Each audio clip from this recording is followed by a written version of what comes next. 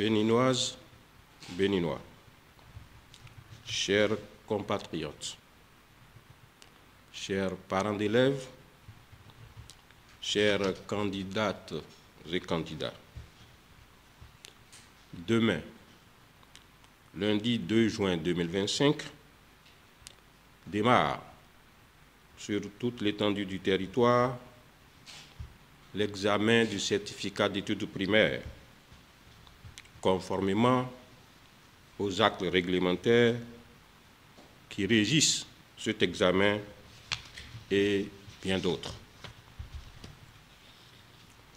Pour y arriver, il est sans contredit que le département ministériel dont j'ai la charge s'est employé, à l'instar des sessions précédentes, à prendre toutes les précautions qui s'imposent à l'effet de la tenue à bonne date et sans anicroche du dit examen dans les phases écrites, orales et sportives se tiendront du lundi 2 au jeudi 5 juin 2025. Comme de tradition, au terme de tout le processus relatif au déroulement du titre d'examen,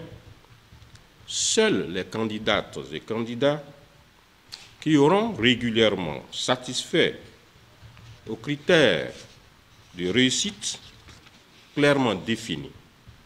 et connus d'avance sortiront vainqueurs de ce premier examen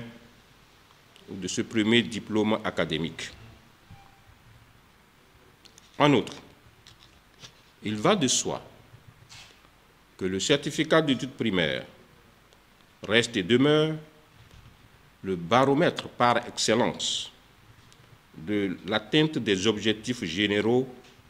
assignés au programme rigoureusement d'enseignement déployé pour la formation de nos apprenantes et apprenants. Il en résulte que son obtention constitue un motif supplémentaire d'émulation en ce qui concerne la poursuite des études dans le sous-secteur des enseignements secondaires, techniques et de la formation professionnelle. Le nombre d'inscrits à cet examen cette année est de 271 890 candidats, dont 131 660 filles. Les candidats à besoins spécifiques, au nombre de 98, y prennent également part. Tous ces candidats régulièrement inscrits sont répartis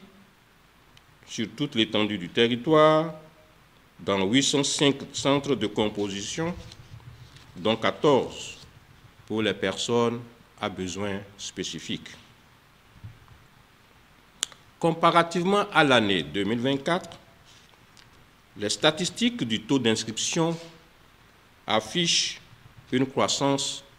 de 5,81%. Par ailleurs, il est important de relever que l'examen du certificat d'études primaires de cette année intervient aussi dans le même contexte national, empreint de menaces sécuritaires entretenues par des individus armés non identifiés, et plus particulièrement dans la partie septentrionale de notre pays, avec à la clé un branle-bas presque généralisé, sans préjudice de la psychose permanente et afférente. Prenant la mesure de la gravité de la situation, il n'a pas échappé au gouvernement de prévoir, comme à l'édition précédente, sous l'autorité de son chef, son Excellence, M. Patrice Talon, un dispositif sécuritaire spécial tout autour et à l'intérieur de chaque centre ouvert dans les départements de la Libourie, du Borgou, de la Takwara et de la Donga en vue de permettre à tous les candidates et candidats issus de ces 4 départements de pouvoir composer avec la quiétude, la confiance et l'assurance requises. Dans ce sens, je voudrais exhorter tous les parents de candidats concernés à faire chacun ce qui le concerne davantage confiance au gouvernement pour rassurer leurs enfants candidats du caractère inexpugnable du dispositif spécial ainsi mis en place contre ces individus sans foi ni loi. Aussi, voudrais-je faire une mention spéciale aux parents d'élèves qui ont su jouer leur partition avec un sens élevé des responsabilités en accompagnant efficacement leurs enfants tout au long de l'année scolaire qui tire inexorablement à sa fin sous de bons auspices. Dans le même registre, au nom du gouvernement du président de la République, son Excellence Patrice Talon, je rends ici un vibrant hommage à tous les partenaires techniques et financiers qui ne se lassent guère d'appuyer notre sous-secteur avec brio et détermination. J'élargis cet hommage à tous les partenaires sociaux qui se sont mobilisés en un bloc avec des actions convergentes en faveur d'une année scolaire apaisée, gage de l'assurance d'une éducation et d'un encadrement pédagogique de qualité exceptionnelle au profit de tous nos écolières et écoliers en général et de tous nos candidats et candidates en particulier. Je n'oublierai pas non plus tous les acteurs en poste dans les directions centrales, techniques et déconcentrées, ainsi que les diverses autorités politico-administratives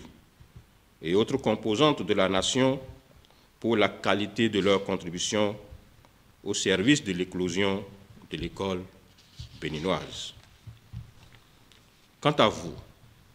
chères candidates et candidats, vos directeurs et d'autres enseignants, dont je loue ici la vaillance et le professionnalisme, vous ont déjà habitués grâce aux différents examens blancs